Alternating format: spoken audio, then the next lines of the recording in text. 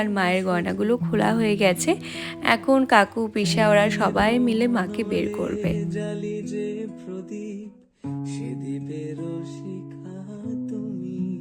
আমাদের যেহেতু এবার ঢোকার রাস্তাটা চেঞ্জ হয়ে গেছে, তো ওপর থেকে জায়গা খুবই কম ছিল, তাই সবাই মিলে আস্তে ধীরে মাকে বাড়ি থেকে বের করলো। আর আমাদের বাড়ির মহিলা মানুষরা কেউই বিসর্জনে যায় না। কাকু দাদু পিসা বাড়ির আদার্স ওরা যায়, আর সাথে আমরা এই বাচ্চা কাচ্চারা যাই। দাদু আমাকে ধূপটি দিয়ে বলছে এখানে দৌড়াতে, কারণ ধূপটি নিয়ে মার সামনে সামনে হাঁটতে হয়।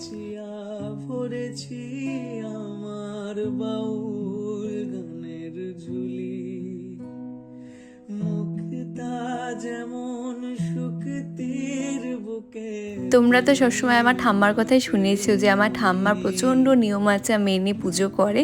শুধু কিন্তু আমার ঠাম্মাই না, আমার দাদুও সমস্ত নিয়ম মেনে পুজো করতে ভালোবাসে। আচ্ছা, ঠাকুর বিসর্জন দিতে এসেছি আমরা আমাদের বাড়িরই খুব